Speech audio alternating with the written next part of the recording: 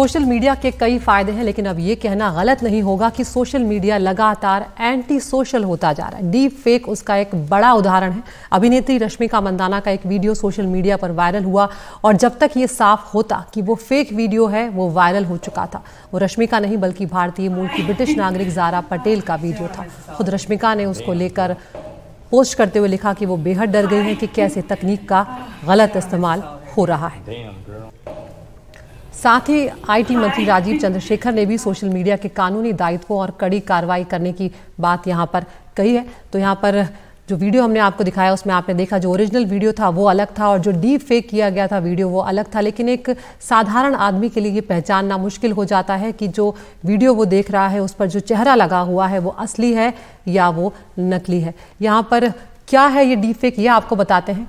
Deep learning से आया है डीप फेक। ये जो टर्म है वो यहाँ पर मशीन लर्निंग का एक हिस्सा बताया जाता है डीप फेक। ये कई लेयर्स में होता है। आर्टिफिशियल न्यूरल नेटवर्क पर भी ये आधारित बताया जाता है। इसमें होता यह है कि काफ़ी सारा डेटा डालकर फेक कंटेंट जो है वो तैयार किया जाता है और उसको असली में बदला जाता है। डीप फेक के कई ऐप्स होते हैं जो प्ले स्टोर में मौजूद हैं। हालांकि ये ऐप्स डीप फेक बनाने का दावा नहीं करते हैं, लेकिन इनका इस्तेमाल उन लोगों को करना आता है जिसे तकनीक का गलत इस्तेमाल करना आता है। इन ऐप्स से तस्वीरों के जो एक्सप्रेशंस हैं वो भी बदलना संभव है और किसी के चेहरे को हटाकर दूसरे का चेहरा लगाना भी यहाँ पर संभव है। कंटेंट में किसी दूसरे की आवाज़ लगाना भी इस तकनीक के जरिए डीप फेक में संभव है।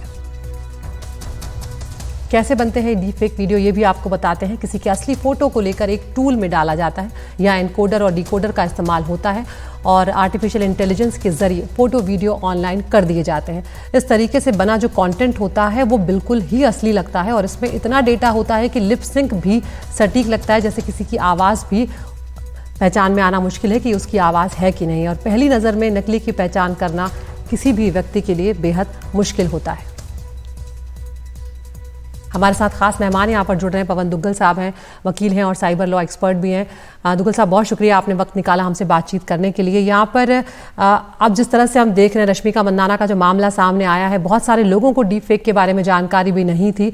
तो यहाँ पर किसी के भी वीडियो, किसी के भी चेहरे का इस्तेमाल, किसी की भी आवाज़ का इस्तेमाल गलत तरीके से दुग्गल साहब कर लिया जा रहा है। ऐसे में यहाँ पर सबसे पहले मैं ये जानना चाहूंगी कि एक्शन क्या कुछ लिया जा सकता है जिसके साथ ऐसा हुआ हो, उसको सबसे पहले क्या करना चाहिए? सबसे पहले हमें समझना होगा कि भारतवर्ष में डीप फेक को लेकर कोई विशिष्ट कानून मौजूद नहीं है, लेकिन इसका तात्पर्य नहीं है कि जो विक्टिम्स हैं वो कुछ कर नहीं सकते। वो सबसे पहले इसकी रिपोर्टिंग कर सकते हैं, क्योंकि जब आप डीप फेक वीडियो बनाते हैं तब आप कहीं ना कहीं भारतीय दंड संहिता के कुछ प्रावधानों का उल्लंघन करते हैं, क्योंकि डीप फेक बनाते ही आप इलेक्ट्रॉनिक फोर्जरी कर देते हैं और क्योंकि फोर्जरी लोगों को चीट करने के लिए की जाती है, ये एक दंडनीय अपराध है। धारा 468 भारत के इंडियन पीनल कोड में। साथ ही साथ अगर ये इस तरीके से की जाती है फोर्जरी ताकि किसी व्यक्ति की छवि को आप नकारात्मक रूप से प्रभावित करते हैं, तो वो सेपरेट ऑफेंस बन जाता है 469 भारतीय दंड संहिता के तहत। साथ ही साथ अगर आप इसे कहना चाहें तो हम उसे कंप्यूटर रिलेटेड ऑफेंस में भी ला सकते हैं सेक्शन 66 आईटी एक्ट में, लेकिन वहां पर चुनौतियां होंगी प्रोसिक्यूशन को अपना मुकदमा साबित करने में।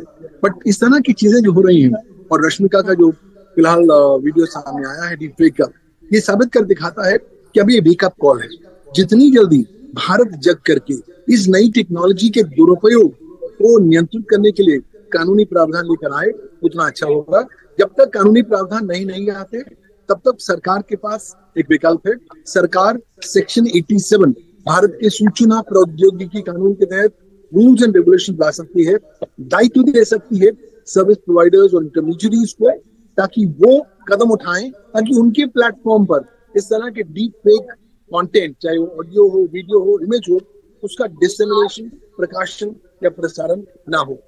लेकिन लोगों को अब समझना होगा कि हम already golden age of cyber crime में कदम रख चुके हैं। चारों ओर नए प्रकार के साइबर क्राइम उत्पन्न हो रहे हैं। आर्टिफिशियल इंटेलिजेंस द्वारा नए साइबर क्राइम आ रहे हैं और ये डीप फेक इसी तरह के नए युग का एक नया क्राइम है। जितनी जल्दी आप अपने अंदर, अपने मस्तिष्क में एक डिस्ट्रस्ट और मिसट्रस्ट की भावना को जागृत कर लें उतना अच्छा होगा। क्योंकि अगर आप हर वो चीज जो आप देख रहे हैं इंटरनेट पर उस पर विश्वास करेंगे तो संभावित तौर पर आप डीप फेक कंटेंट के साथ बह जाएंगे। आपकी जो मानसिकता है उस दृष्टिकोण में देखना शुरू कर देगी। ये तो बहुत कहीं ना बड़ी कहीं बात आपके आपने सर्वांगीण दुग्गल साहब कही है कि एक डिस्ट्रस्ट जो है, एक अविश्वास जो है वो शायद अब सबके भीतर आना चाहिए कि आपके साथ क्या हो रहा है। आपको थोड़ा शक करना शायद ज़रूरी होगा कि आप किसी भी तरह के झांसे में ना आए।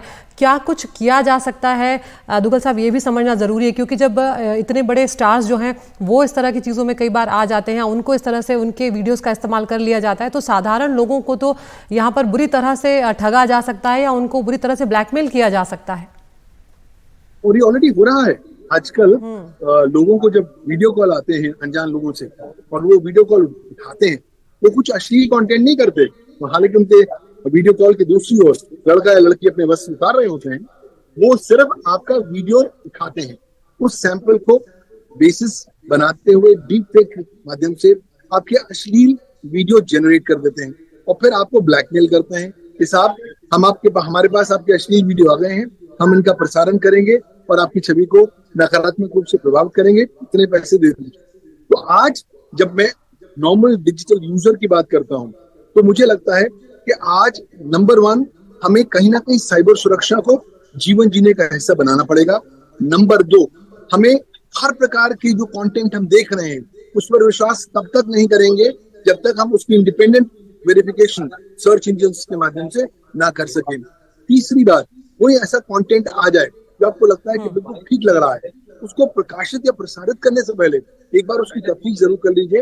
अगर आपने डीप फेक वीडियो प्रसारित कर दिया या लोगों को डिस्ट्रीब्यूट या फॉरवर्ड कर दिया तो हो सकता है कानून की चपट में आप भी आ सकते हैं। अगर आपके बारे में कोई इस तरह का डीप फेक वीडियो बन के आता है तो आप चुपचाप ना बैठे, रिपोर्ट करें सर्विस प्रोवाइडर को, उसके ग्रीवेंस एड्रेसिंग मैकेनिज्म में, इंटरमीडियरी में आप रिपोर्ट करें राष्ट्रीय साइबर क्राइम हेल्पलाइन नंबर 1930 में, और आप रिपोर्ट करें cybercrime.gov.in में। आप सतर्क रहिए, सावधान रहिए। आज ये सोचने की जरूरत नहीं है कि क्योंकि हम सामान्य व्यक्ति हैं हमें टारगेट नहीं किया जा सकता है, हमें ही पहले टारगेट किया जाएगा। इसलिए जितने सतर्क हो जाएंगे, सावधान हो जाएंगे इस तरह की नई डीप फेक के मिसयूज के माध्यम में और संदर्भ में, उतने हम लोग ज्यादा सुरक्षित रह पाएंगे और अपनी निजता का भी संरक्षण कर पाएंगे।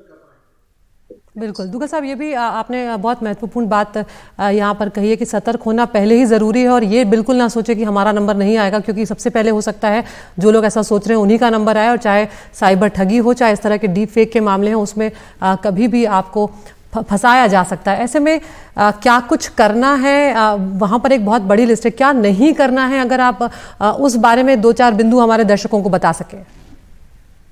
क्या आपने नहीं करना, कुछ कदम आपने नहीं उठाने। पहली बात, किसी अनजान लिंक पर क्लिक नहीं करना, क्योंकि क्लिक करते ही आप फिशिंग के शिकार हो सकते हैं।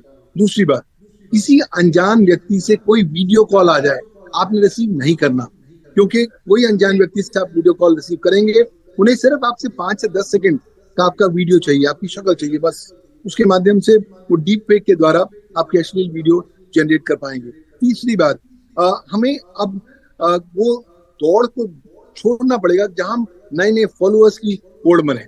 आज जितने आप अपने आप को समेट लें, अपने डेटा को समेट लें, जितना समुचित और जितना नैरो अपना आप पर्सनल सर्कल रखें उतना अच्छा। और चौथी महत्वपूर्ण बात, भारतवर्ष में आज एक नई क्रांति चल रही है, the great Indian vomiting revolution, Bharat की उल्टी की क्रांति, और भारतवासी सारे उल्टी कर रहे हैं अपने पर्सनल, प्रोफेशनल, सोशल डेटा की इंटरनेट पर बिना सोचे समझे कि उसकी क्या परिणाम हो सकते हैं। कृपया great Indian vomiting revolution, Bharat की उल्टी की क्रांति का हिस्सा ना बने, हर चीज सारी दुनिया के साथ साझा ना करें, अपनी जो निजता है उसका संरक्षण स्वयं अपने आप से करें, जागरूक रहें, सतर्क रहें, अपने इलेक्ट्रॉनिक फुटप्रिंट्स नाजायज तरीके से आप इंटरनेट पर ना छोड़ें, क्योंकि इन्हीं का इस्तेमाल करते हुए ये साइबर क्रिमिनल्स आपको आएंगे, टारगेट करेंगे और आपको साइबर क्राइम का शिकार बनाएंगे। सतर्क रह जाइए, सावधान हो जाइए और तैयार हो जाइए एक नई युग की, जहां पर नई उभरती टेक्नोलॉजीज लगातार उनका दुरुपयोग हो रहा है आपको टारगेट करने के लिए। बहुत बहुत शुक्रिया पवन दुग्गल साहब, आपने बहुत ही कम समय में बहुत ही सटीक और ऐसी जानकारियां दी है जिनका अगर पालन कर लिया जाए तो बहुत ही आसानी से हम इस तरह के धोखों से, इस तरह के साइबर क्राइम से बच सकते हैं।